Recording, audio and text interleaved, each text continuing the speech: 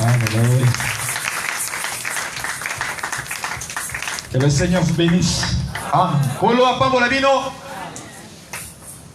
Je sais qu'il va nous visiter ce soir par sa grâce.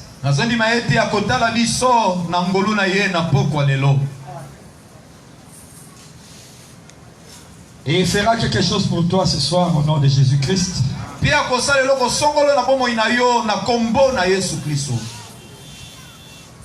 Parce qu'il est Dieu merveilleux.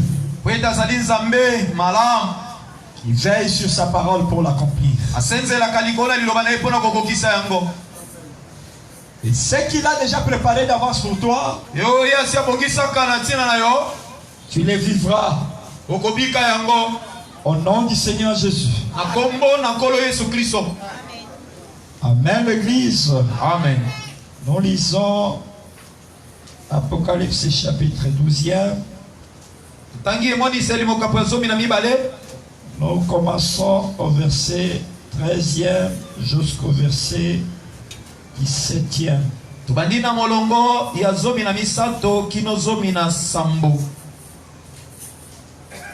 Quand le dragon s'est vu précipité sur la terre, il se lança à la poursuite de la femme qui avait mis au monde le garçon.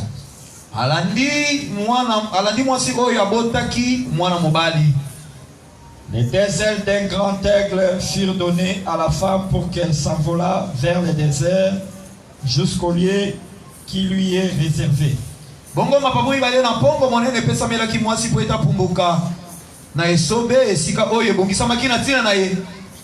Là, elle doit être nourrie pendant un temps, 2 temps et la moitié d'un temps, loin du serpent. Kuna akoleisama na batango na katikati na tango pe na tango moko musika nelungi na nyoka.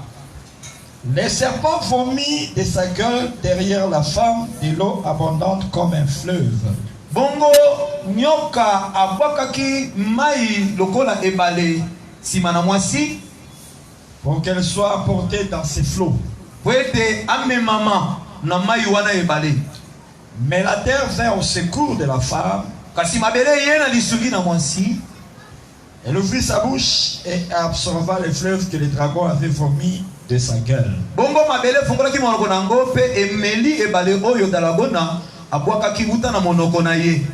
Alors, furent contre la femme. Le dragon s'en alla faire la guerre au reste de ses enfants. C'est-à-dire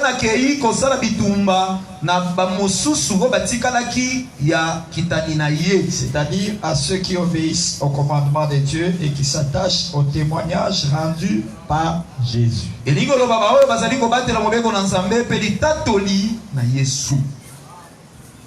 Nous avons lu ici selon la version de Semeur.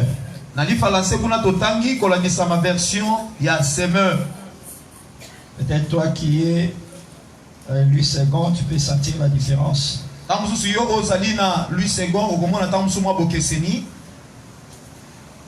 Nous ajoutons Proverbe 18.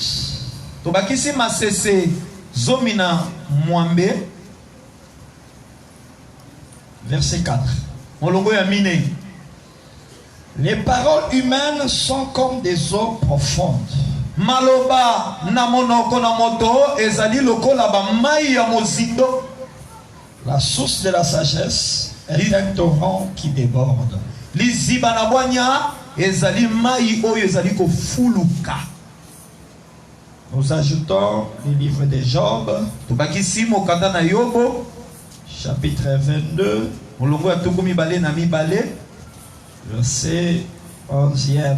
Molongo ya zomi na yoko.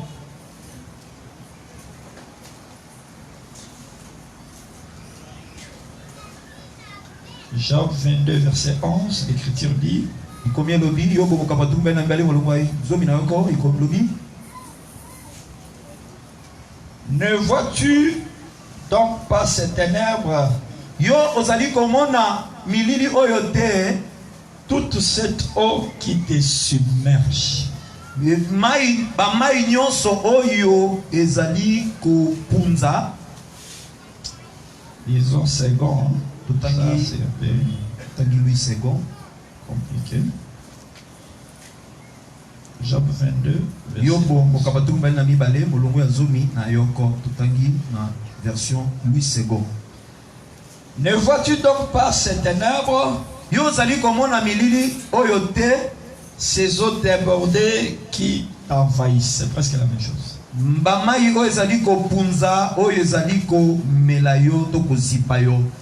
Donc on appelle ces eaux, on appelle les eaux comme les ténèbres. Bazali kobenga bamai lokola milili. Nous sommes toujours dans notre livre, l'Apocalypse chapitre 12e. Tozali kaka na mokanda na biso emondisi mokapa zomi na mibale. L'histoire d'un grand signe qui était apparu dans le ciel. Lisolo ya elembo monene oyo etalisamaki na likolo. La femme enveloppée du soleil et la lune sous ses pieds. Mwasi azingamaki na moi pe sanza na se na makolo na ye. Nous avons dit que cette femme-là parlait de l'église lorsqu'elle est au ciel. Mais dès qu'elle descend sur la terre, elle est maintenant l'image d'Israël. Pourquoi nous disons qu'elle est l'image d'Israël en ce moment-là? Parce qu'elle n'a plus les luminaires avec elle. Les luminaires appartiennent au ciel, à la postérité céleste. Mais lorsqu'elle descend sur la terre, elle n'a plus ses luminaires. Mais lorsque cette femme est descendue sur la terre, on lui a donné les deux ailes d'aigle. Et nous avons expliqué ceci, frère, que les deux ailes d'aigle parlent de deux prophètes. On s'est référé à Exode 19, là où le Seigneur dit à Israël: vous voyez ce que j'ai fait à l'Égypte. Je vous ai porté sur les deux ailes d'aigle. Mais quand nous remarquons le déplacement d'Israël jusqu'à l'éternel Dieu, jusqu'à la montagne de Sinaï, ce qui les portait, c'était Moïse et c'était aussi Aaron. Donc les ailes que le Seigneur parlait, les ailes d'aigle, c'était des hommes. Moïse et Aaron. Mais cette fois-ci, concernant cette femme, lorsqu'elle est amenée au désert, nous avons expliqué le désert comme les lieux d'adoration. Parce que c'est dans le désert que le tabernacle est descendu sur la terre. Et c'est dans le désert qu'ils ont commencé à adorer le tabernacle est descendu. Le culte a commencé. Le culte a commencé dans le désert. Donc quand le Seigneur les a fait sortir de l'Égypte, il les a amenés dans le désert. C'était pour qu'ils commencent à adorer. Là nous parlons d'abord d'Israël hier. Et cette femme aussi, qui symbolise Israël, après notre départ, Israël que nous voyons aujourd'hui recevra les deux ailes d'aigle, c'est-à-dire la visite de deux prophètes. C'est ce que Apocalypse 11 dit. Nous allons le lire. L'Apocalypse chapitre 11. Nous commençons même à partir du verset 3. Je donnerai à mes deux témoins le pouvoir de prophétiser, revêtu de sacs, pendant 1260 jours. 1260 jours 1260 veut dire 3 ans et 6 mois. mobu misato na sanza motoba. Donc là on calcule un mois comme 30 jours. Wana ezali kwa sanza moko lokola mikolo tuku misato. 10 mois 300 jours, 12 mois 360 jours. Si vous faites le calcul, Ce qui est la calcul, vous allez trouver 1260 jours. Yokomona ezali 1260 jours. 3 ans et 6 mois. Lokola mobu misato na sanza motoba. C'est le calcul mathématique simple. Oh ezali calcul ya pété. C'est ce temps-là que ce sont les deux oliviers et les deux chandeliers qui se tiennent devant le Seigneur de la terre. Ezali tango wana ndete banzete na olive pe bipela mwina mibale oze kote maliboso na kolo na mabele. Le Seigneur dit, je donnerai à mes deux témoins le pouvoir de prophétiser. Kolo bina kopesa na banzete na mibale makoki ya kosakola. Parce que Israël écoute la prophétie. Nous écoutons la prédication. Biso toyokaka l'idée ya lilakisi. Mais eux écoutent la prophétie. Bango bayokaka nde lisakweli. Dieu parle à Israël par les prophètes. Mais nous, il nous parle par le ministère de la parole. C'est-à-dire les apôtres, les prophètes, les docteurs, les évangélistes, le pasteur. Donc la marche de l'église est différente de la marche d'Israël. Israël, lui, il écoute que le prophète. Oui, les sacrificateurs aussi. Leur expliquer la loi. Mais dans leur marche, dans leur conduite, Dieu leur parle par les prophètes. C'est ainsi Dieu leur enverra des prophètes. On appelle ces prophètes les deux oliviers et les deux chandeliers qui se tiennent devant le Seigneur de toute la terre. Ce n'est pas pour rien on les appelle le chandelier. Il est vrai qu'un prophète en général aussi, c'est un chandelier. Parce que c'est lui-même, c'est quelqu'un qui a le ministère prophétique. Il est différent de celui qui se lève du milieu du peuple et commence à vous dire que Dieu m'a dit ceci, c'est là pour toi. Voici telle chose va t'arriver. Ça, c'est les dons des prophéties.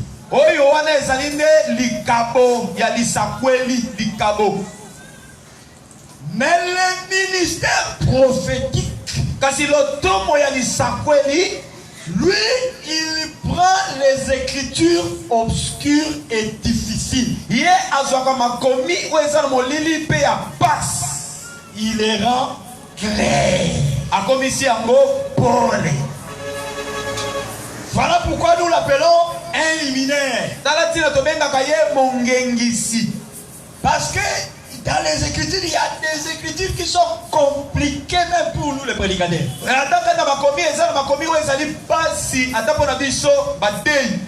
Mais celui qui est appelé au ministère prophétique, Dieu lui ouvre les yeux, il comprend ces Écritures et il les explique calmement, tranquillement. C'est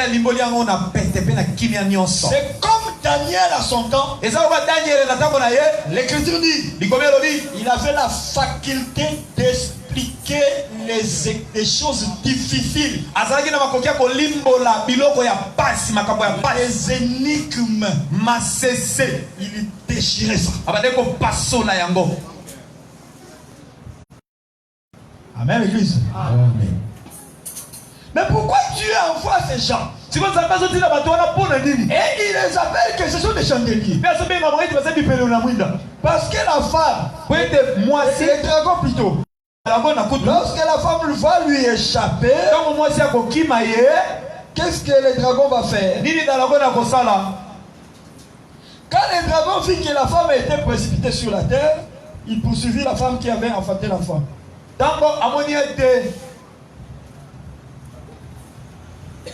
Quand les dragons virent qu'il avait été précipité sur la terre, qui avait enfanté l'enfant.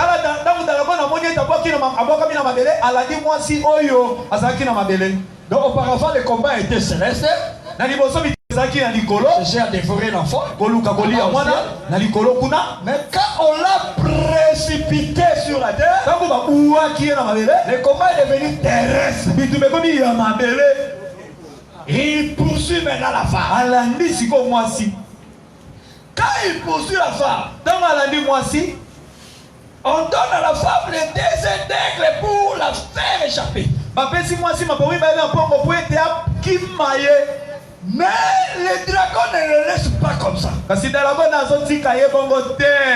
frère, lorsque le diable poursuit quelqu'un, il ne lâche pas facilement. Il attaque ta santé. Tu as la victoire. Il attaque tes affaires. Tu as la victoire. Il attaque les enfants. Tu pries. Il attaque ta famille. C'est comme ça qu'il fait. Donc il vient avec plusieurs fronts. Voilà pourquoi l'écriture nous dit priez sans cesse. Parce que le combat est permanent.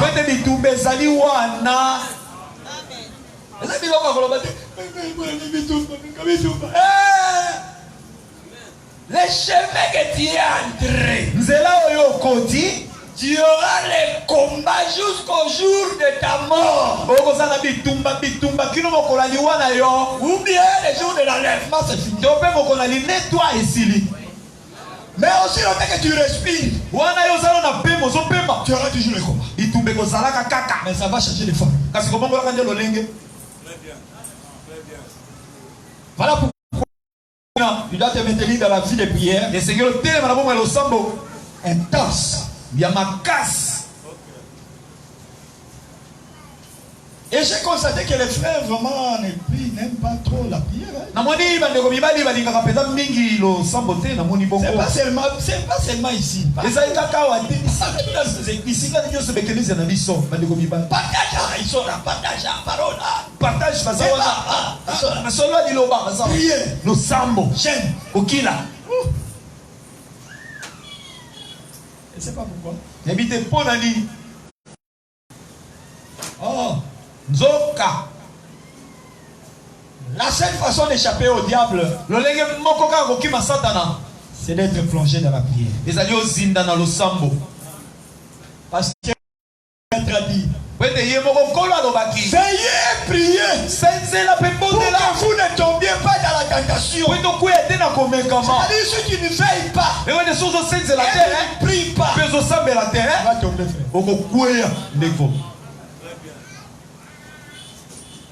C'est pourquoi dans la Tina, quand le diable a dit que la femme s'est envolée par les aigles,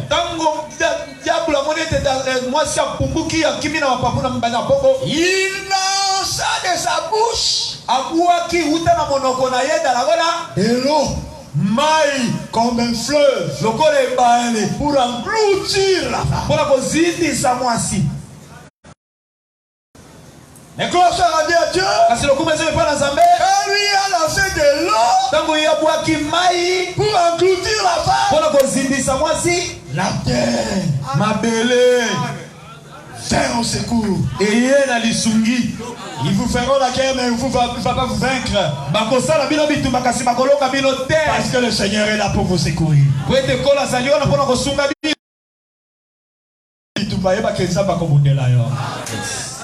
Parce que bilaka ezake bakobundisa bino me bakolonga binote.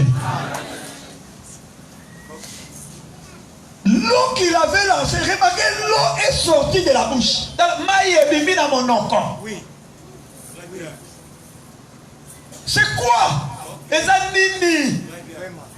C'est l'eau qui sort de la bouche. Il dit encore. Généralement dans les films, de la bouche du dragon sort le feu. Na monoko na talako na tomona ka de moto bimaka na ba film.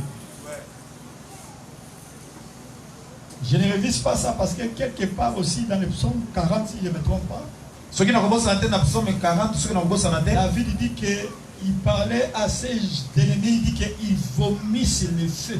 Ah, ça y est, on va la banguna na yete bazala iko sanza moto na monoko. Nous ne sommes pas là, c'est une parenthèse. Mais dans les films, on voit généralement les dragons faire sortir des... Mais ici, c'est l'eau qu'il lance. C'est quoi cette eau-là? C'est ce que Proverbe nous révèle. Proverbe dit quoi? Je vous ai dit que lorsque vous cherchez l'explication des Écritures, il faut les chercher dans les Écritures. La Bible elle-même a son dictionnaire.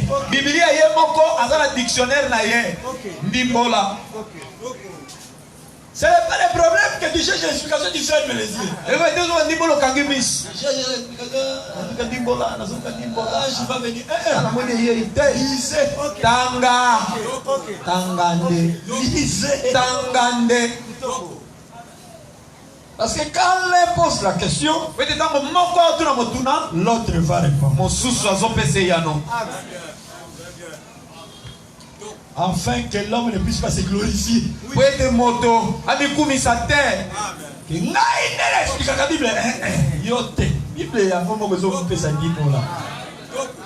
Notre problème c'est seulement de glaner dans les champs. Le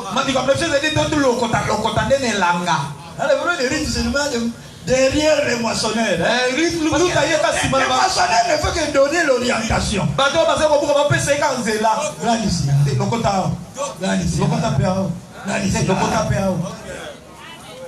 C'est le travail que nous faisons. Nous sommes comme les moissonneurs. Vous êtes comme Ruth la Moabite.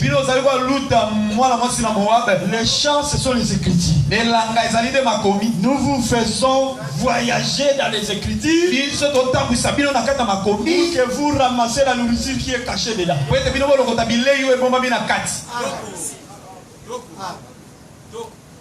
Proverbe dit ceci dans Proverbe 18. Verset 4.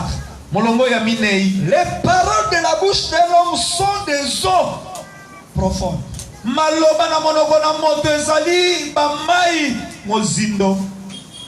Ah, c'est que quand un homme parle,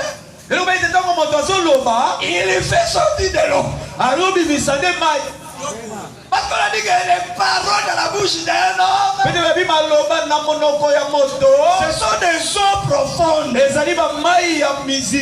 C'est que les eaux sont aussi des paroles. C'est-à-dire que quand les dragons jetaient de l'eau sortant de sa bouche, pas pour rien que l'Écriture a précisé.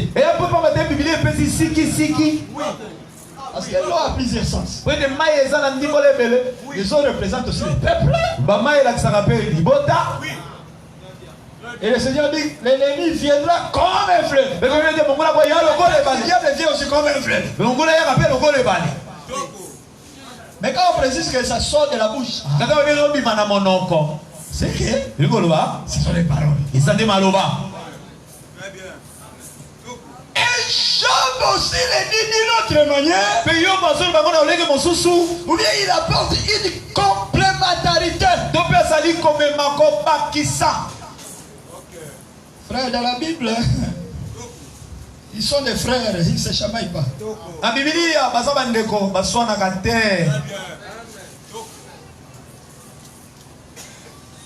C'est nous ici qui faisons des débats, qui avons des avis contraires. Moi je dis ceci, l'autre dit cela, l'autre aussi contredit, l'autre aussi un avis. C'est nous. wana nde biso biso Dans les Écritures, na kati ya ce sont makomi des frères qui se complètent. makomi eza nde bandeko oyo bayokanaka basanganaka Ils ne se chamaillent pas, ils n'ont pas d'avis contraire. baswanaka te batelemelanaka te Il ne faut que se compléter. bango babakisanaka kaka. Dans le livre de Job, l'Écriture dit ceci. Na bokana na Yobo Bible lobi boye. On s'adresse à Job, on lui dit, Bazemsa Yobo balobi. ne vois-tu pas ces ténèbres, Yo zali komona milili oyo te? ces eaux débordées qui t'envahissent? Bamai oyo eleki oyo ezali kozindisa yo. Donc on appelle les eaux Bazomenga bamai qui envahissaient Job. oyo mane kozindisa yo. C'était des ténèbres. Ete ezalaki milili. C'est-à-dire, Elingo loba. quand le dragon, Tangu de la bona. il lance le lot, Abouaki bamai. c'est les ténèbres qu'il a envoyées. Ezali milili te atindi. Ce sont des paroles, Eza maloba. mais qui amènent les ténèbres. Kaso me mande milili. C'est-à-dire un faux enseignement. Oyo etelite ya Un mabe. faux enseignement amène les ténèbres. Mate ya mabe memaka milili. Le vrai enseignement, c'est la lumière. Lite ya malamu nde pole. Donc si tu es dans la fausse doctrine, So oza na mate ya mabe. tu es dans les ténèbres. Oza na kata milili ndeko. Tu pries trois dieux. Ozosambela banzambe misato. Dieu le Père, Dieu Nzambe le tata, Fils, nzambe Dieu le mwana, Saint-Esprit. nzambe molimo mosantu. Tu es dans les ténèbres. Oza na kata milili ndeko. Parce qu'il n'y a qu'un seul Dieu Po ete nzambe azaka mako. qui a pris la forme du Père, Oyo soki lolenge ya qui tata. a pris la forme du Fils Oyo lolenge na mwana. pour nous racheter Mpona kosingola et qui biso. est venu vivre en nous Mpe aye kobika kati na biso. comme le Saint-Esprit. Lokola molimo mosantu. Si tu invoques encore les saints, Soki obelelaka nano basa. Saint Gabriel, O Saint Gabriel, Saint prie Paul, pour nous. sambela mpona biso. Tu es dans les ténèbres. Oza na kati na milili. Le corps.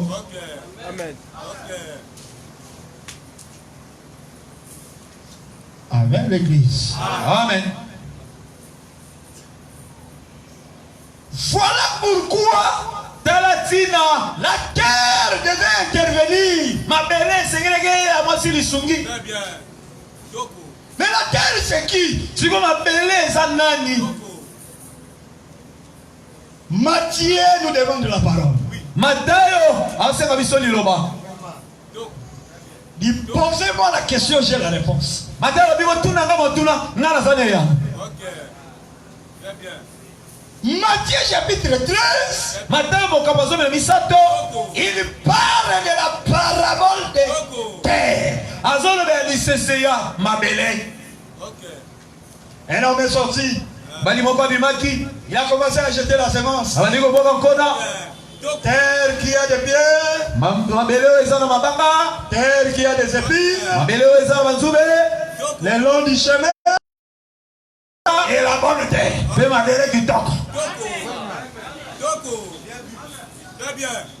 Quand celui qui a donné la parabole commence à expliquer que Ntango yo apesaki lisese bandi kopesa ndimbo. la terre, Abi mabele. ce sont des hommes. Eza nde bato. La bonne terre, Mabele kitoko. Jacques qui garde la parole. Bato bazobatela liloba. La terre, Mabele. mais ce sont des incrédules. Mabele oyo eza na mabanga eza nde bato baza mitema ekenze. Le long du chemin, n'en parlons même pas. Oyo eza singasinga na nzela toloba kutu te. Ce sont ceux-là qui écoutent la parole. Eza po bayo kaka liloba. En sortant seulement d'ici. Kaka na kobima awa Tout est kaka. parti. Nyonso ekei. Awa kaka. La terre qui dit, on va nous croiser Moutou. On va nous croiser Moutou. On ne retient pas la parole par la tête, mais dans les cœurs. Basimbaka liteya na moto te. Na motema nde. Na moto okobosana. Voilà l'importance d'avoir le Saint-Esprit. Tala tina ya kozala na molimo mosantu. Amen, l'église. Donc nous avons compris La terre qui est venue au secours de la femme. Ce sont les hommes. Ils ont dit bateau. Mais quels hommes? Kasi bateau nini? Parce que l'Écriture dit cette terre ouvrit sa bouche et avala l'eau. Pe amela ki mai.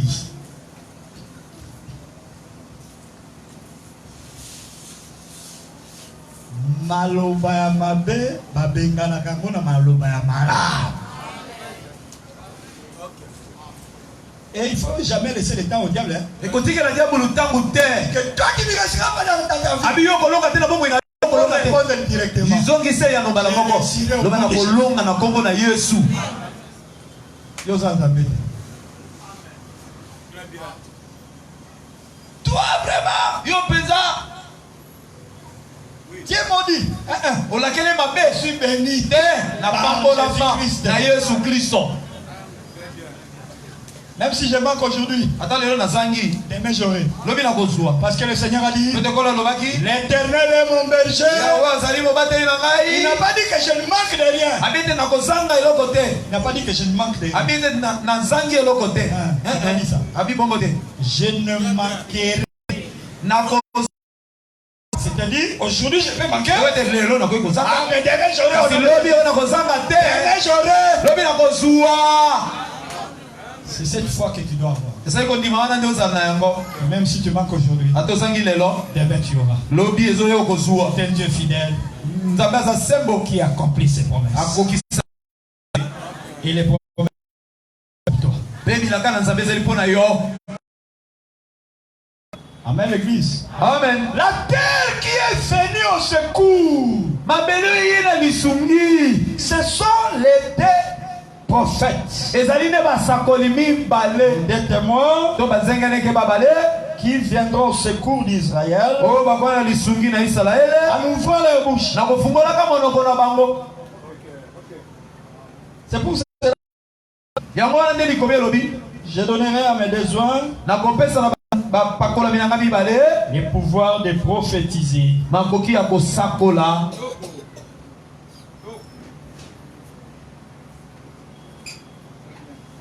Et ce sont les deux oliviers et les deux chandeliers. C'est-à-dire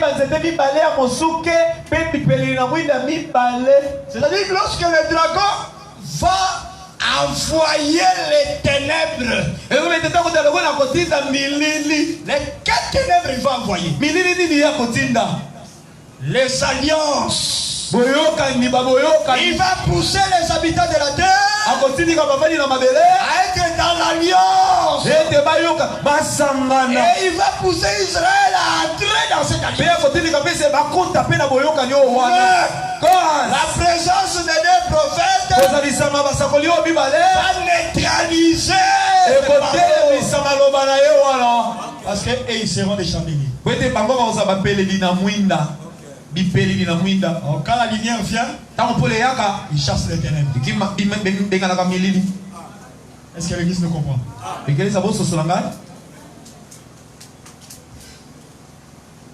Et ces gens-là vont prêcher pendant 3 ans et demi. Ils ont le pouvoir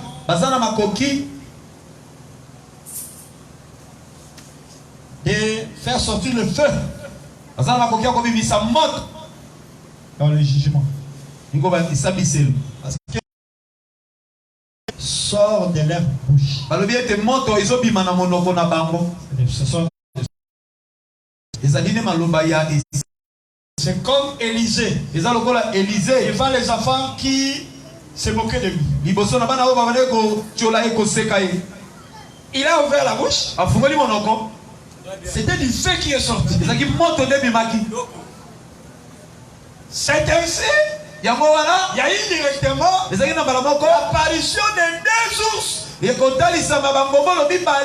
dévoré les enfants. Parce que les paroles d'Élisée, c'était un feu. C'est là qu'attention à Malobanayo. Attends, moi, on appelle Siokanda. réservé maloba koloba na ye. Sokozo la kelaye mabe ko simba ye. Faut faire attention. C'est qu'il faut keba. Faut jamais maudire ton enfant. Pour lakelaka mwana na yo mabe te. Yoko tunayebi te uta wapi mwana yo, uta wapi mwana, uta na libumu na yo. Uta biso. C'est ça la réponse. Molimo mabe côté lié. Mais il y a un film parce que l'écriture dit on peut tellement le film. Ils ont dans la carte de l'éducation minérale. Nous sommes selon l'éducation des Écritures. Biso tozali na éducation makomi dit enfant. Il ne faut pas les priver du fouet. Et c'est que le plus la fimbo te beta pour les corriger. Non pas pour les gens qui sont dans zerati ko bebi ça été ko bomate. On n'a pas dit qu'il faut injurier l'enfant. La vidéo finga ka mwana. L'écriture ne dit pas injurier l'enfant finga mwana. Ce que c'est ma do finga te. Donc quand il injurie l'enfant, il pêche. Tango fingi mwana osumuki. Fouet. Fimbo de punition. Topé tumbu. Ali na dessin ni même lobi yo. Dessin ni même on tala motali. Bongi. C'est des fou. Et ça peut fimbo. Fimbo ça ka te faux en vérité, on va le bêta. Punition, ils affirment. C'est comme Dieu quand il nous châtie. Il ne nous châtie pas comme femme. Mais comme enfant. Il faut la précision à verset. Pour ma frère, Mingi va qui me la kandewana. Frère, on a vu des délivrance à Makababi tout matin. Bête à moi, si naïe. Il est fait même que. Dieu aussi nous châtie. Ça ne veut pas mettre à Kabiso. Mais l'écriture est claire. Il commence à siki nous châtie comme ses enfants. Nous avons. C'est à moi à la hauteur. À moi à la hauteur, papa. Oh, à moi à la hauteur. Attends, avec un papa, on est à respect. Et puis, le respect, la mission de l'Afrique. Mais dans les Bibles aussi, c'est comme ça. Sarah appelait Abraham Seigneur. Sarah va benga Abraham Kolo. C'est bien. Hein? Ça m'a l'âme. Yo benga gini. Benga nga roi lipa. Abraham. Jacques. Jabal. Moninga là. Kolo wana.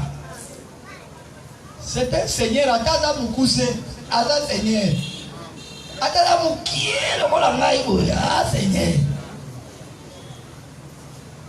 Attends le qui est la moulaï, autant la kéboué. Ah Seigneur. Mais voilà, mais ça m'a conseillé, hein. Ma frère. La ville va vous bien mingi, hein. Yo, Moukousse, on dit, ah, voilà. Bon, et ça chante à yo, c'est un absurde débat, et ça chante à yo. Mais, généralement, il est compliqué. Faut pas dire que c'est un talent, boy. Il y a un talent, boy. Et comment compliqué, hein?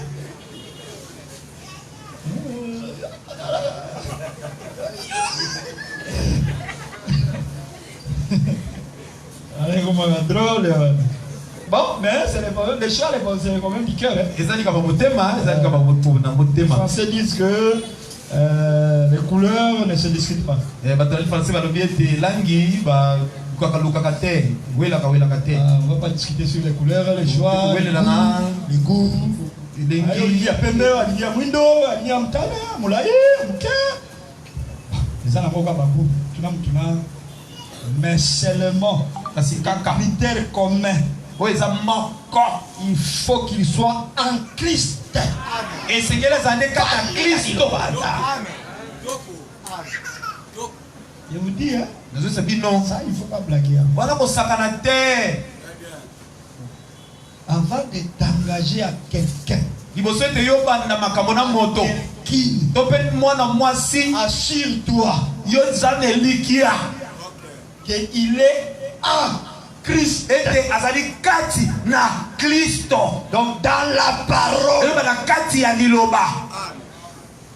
Donc ite. Toko landaki wana. Pourquoi quand on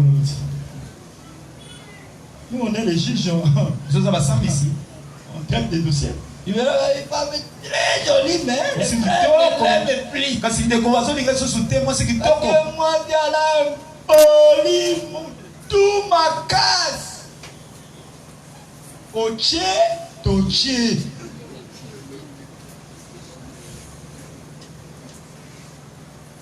On a écrit comme un bongo. Exact. Mais il soit développement, tu vois, l'infidélité, ce n'est pas seulement l'adultère. Mais ça va commenter. Dans la vie, va développer papa et famille. Infidélité, c'est l'adultère. C'est Kobo. À sanité, à Kété. À Kété. Peut-être non-croyant. Bon. Non-croyant. Ceux qui ont habilité à terre. Croyant, il y a une porte. Ceux qui ont habilité à terre, on a dit non-croyant, si un non-croyant. Ceux qui ont ne veut pas. Habilité. Kene, Nazana Kimen. Il y a une alliance. Hein, pas dans la alliance, en tout cas. Dans l'obité qui est aux origines, on dit bon. D'ailleurs, moi, c'est yo. Prier à côté d'une église dans la vie sautée. Ah, on crée les mitifs. D'ailleurs, on croyant. Aïe, vous voyez. Si porteur, nous avons à Kosuma. Amen. Hein? Amen, l'église. Donc, les prophètes, Dieu va leur donner du pouvoir. Dans les prophéties, ils auront la capacité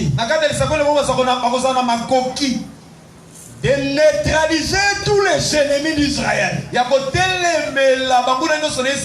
Parce que je vous dis, frère,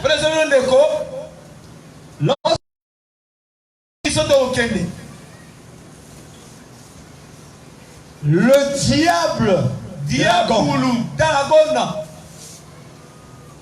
s'incarnera dans la bête. Parce qu'il sait qu'il n'a plus beaucoup de temps. Son temps, quand il s'attaquera à Israël, il trouvera les deux sont là. C'est comme la muraille de protection pour Israël. Il va lancer les ténèbres. Ça ne va pas entrer là. C'est comme l'église où Basali Nzambe Bazawana Baebi parole bien. À ta fausse doctrine.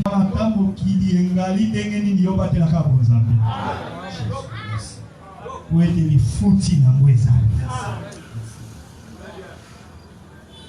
Je vous dis la vérité. Tout ça a double les foutis. Les centiples dans le siècle présent.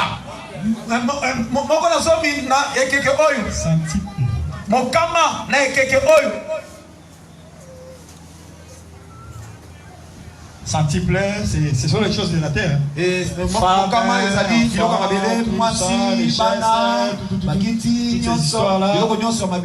allons les avoir dans les siècles présents. Et dans les siècles à venir, la chose que personne ne peut te la vivre, la chose que les diables ne peuvent pas te la vivre, les sorciers ne peuvent pas toucher à ça. C'est la vie éternelle.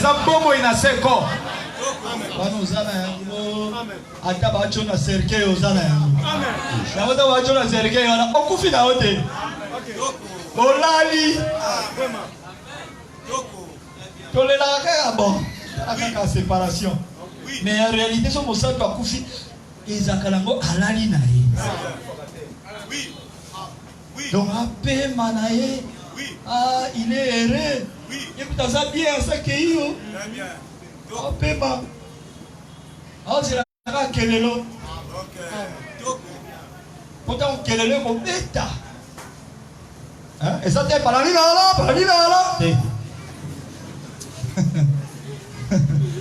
Vas-y, ne croyez pas. Monte ici. Mata awa. Amen. Et vous allez voir quel est le. Oui. Très bien. Baramoko, ceux qui écoutent biso tolali. Oui. Tolamuki. Ceux qui écoutent biso tosa vivant. Quand la zara pose, écoute un matala vivant. Non, t'es à boé. Pas monter à disparaître, là quelques membres de l'église va disparaître.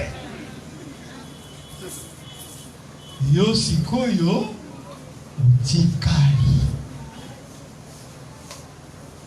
La kitunge koli mwate, ba kitunge kola. Ba chantre la vite sobo, je bino toi. Oya atikala la courage modérateur okenya. Era que aí eles não querem, eu tava lá na cima, batei, mas até aqui não. Eu vou achar que é bom, né?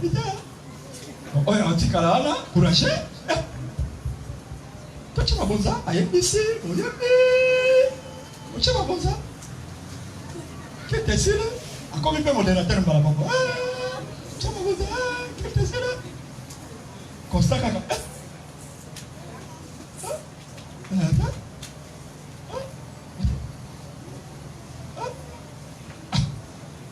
Mais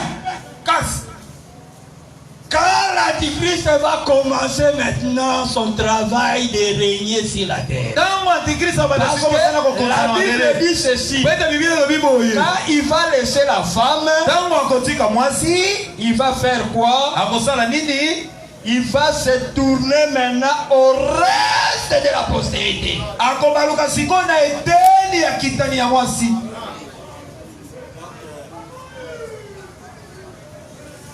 Azoya Nakanda, les dragons filités dans la bonne tomboki. T'as enfant ici, mbité quoi? Ah, t'as moi c'est simbité à échapper. Les deux sont sécurisés. Attends la boue. Attends qu'il a un combo là. T'as l'ingala tika. Matembele, frère Matembele, na frère Likayabu, na sœur Ngai. Vous avez dit, au nom de Jésus, vous tout mourir. Baketa, Bazale, Boza. C'est à ce moment-là, qu'il y aura maintenant le problème de la marque de la bête.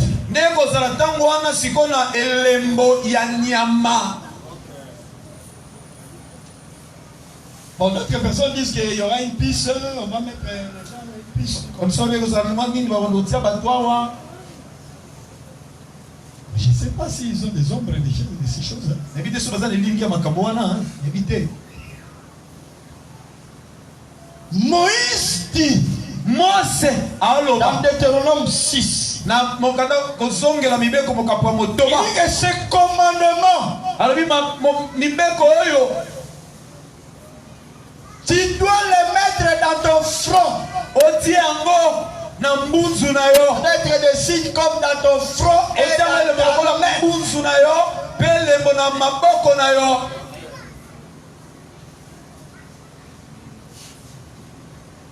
Déjà image déjà. Azolia. Image. Et comment sera la marque? La marque de la bête d'abord c'est l'enseignement.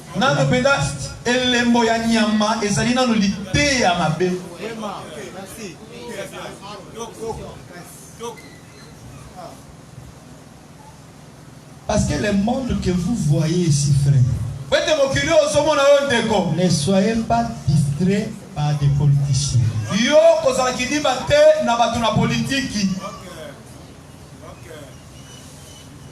Tous ces gens ici, nous allons expliquer ça quand nous allons toucher, revenir sur les cornes, parce que les cornes, on n'a pas encore expliqué les cornes.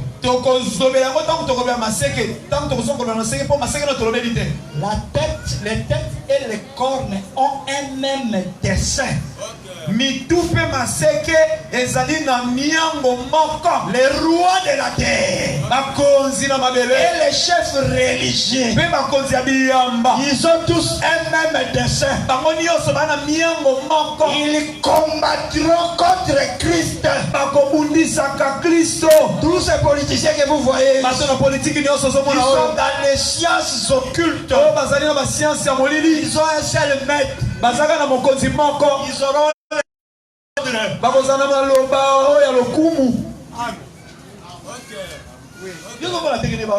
auront mariage pour tous.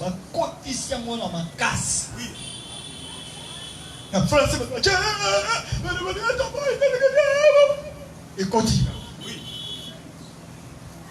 Parce que nous avons créé la balabala, mais bateau va faire la loi. Les bateaux va voter loi. Yo côté la loi, nous colombolamo. Colombolité, beaucoup vivre.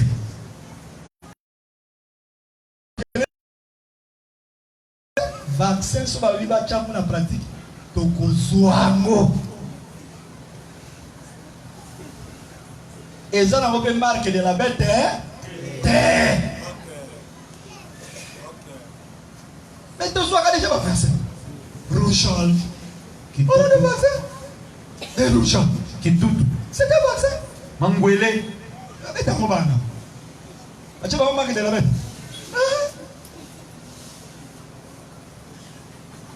Ce qui va continuer vaccin. Parce que déjà, dans la n'est pas ok na biso. Yo li mozo makisangani. Ok.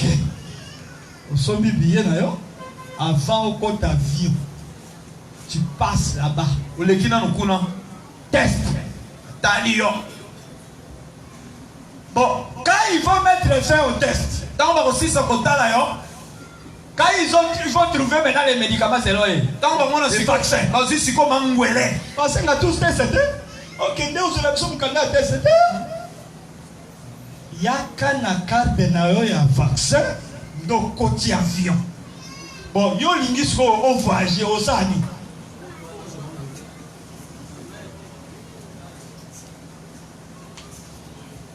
Ça c'est comme les ombres. Des choses qui arriveront. Déjà ça commence par des petits signaux. Tu n'es pas catholique, tu ne peux pas enseigner dans l'école primaire, conventionnel catholique. Et bandit. Il faut comme à l'humanité. Et comme à l'université. Malin. Parce que le diable, a okitana kanda na ye kozala na ba païen te ba ko adorer sans problème. Les gens qui le dérangent, remarquez la colère de Nabucodonosor. Ce n'était pas contre tous ces gens-là qui adoraient. Et quand il a dit, au son de la trompette,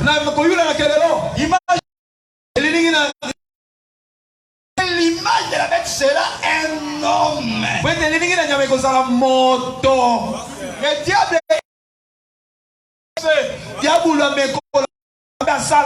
Dieu est esprit. Et quand il a voulu établir son image, il a fait un corps. Appelez Jésus. Paul dans le livre des Colossiens dit, il est l'image visible. Dieu invisible.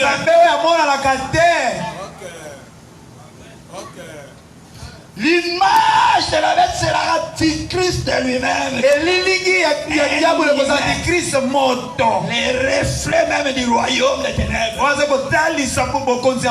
plénitude du diable sera lui. Corporellement.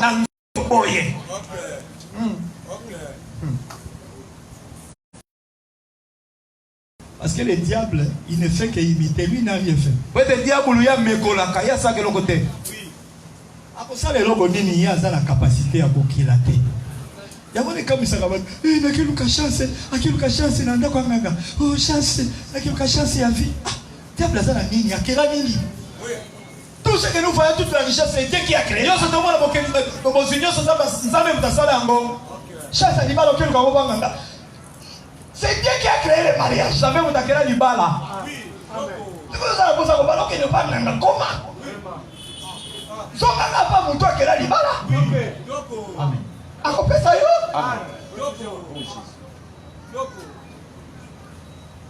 Succès. Mais qui a créé la royauté, l'élévation? Trône, unité, domination, autorité. Tout a été créé par lui. Et pour lui. La poursuite de la femme et de reste de la postérité, ça sera pour les obliger à adorer l'Antichrist. Et vous allez pouvoir faire ça, l'Antichrist. Et je vous dis, frère, on est en train de nous amener petit à petit. L'achat deviendra électronique. Donc, Makabambongo yo eko disparaîtra. Allez, va venir un peu ça. Donc, ça va m'en un peu ça. Ah, $200. Ah, il n'y a pas que lui. La photo va avancer. Ils ont des cartes.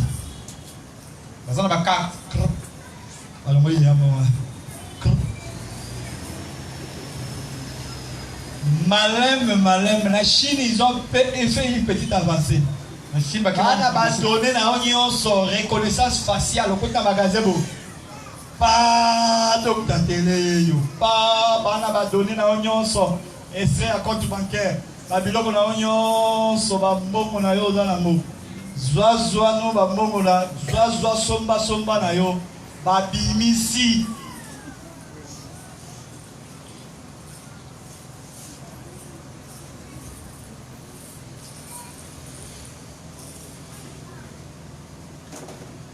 Sera difficile d'échapper.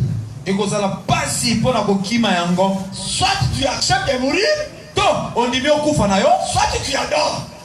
Au coup fameli. Parce que tu ne pourras pas acheter. Oui, donc il faut sombre terre. Ça la commande à Dubaï.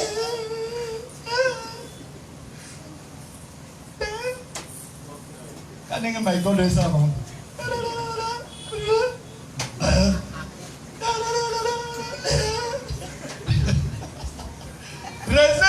Réseau qui m'était, il y a un problème déjà.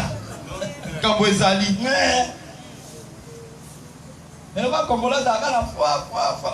On dit bindo. Là, nous avons déjà. Là, ils ne sont pas cités. Là, on signalé déjà. Là, ils ne sont pas cités. Mais là, on signalé. Comment déjà, pour préparer mon thème en et ceux qui paient, ça l'a dit que Zimbi n'a pas payé les sous-souterrains. Gloire à Dieu. Gloire à Dieu. Ceux qui paient aussi, gloire à Dieu. Pour biso to beta, tamsu yo yoga di solo, la pour biso to viva, ya bandofa, boba bino madofa, ezaki une semaine, na ndako a grande sœur na biso. Yazaki na kata ba histoire. Une semaine, voilà. Voilà Jésus. Donc nous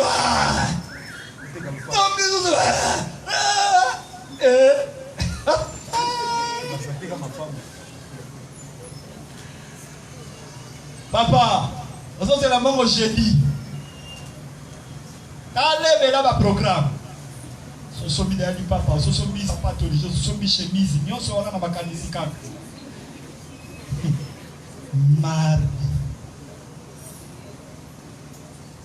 Donc voilà, nous sommes de la famille Babeti Sinka. Papa, ma solo kuna, mystique là. Yakobi bende la muke déjà yo chaki ba récupérer ya yo zwaki. oya yo chaki eza su makamba fuate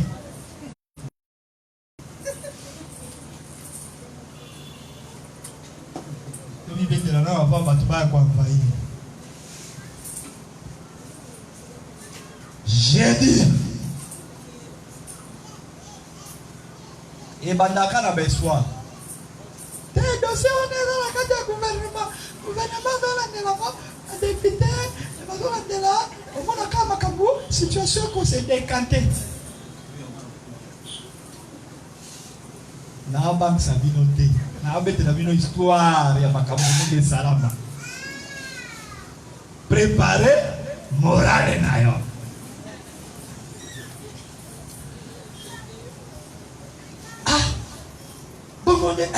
mon histoire de qui avoir mon bout mon il m'a demandé quand tellement ébélé il faut zéla to patienter mais pas qu'on fouta qui va nous fouta qui c'est vrai après combien de temps on to zéla moi 2 semaines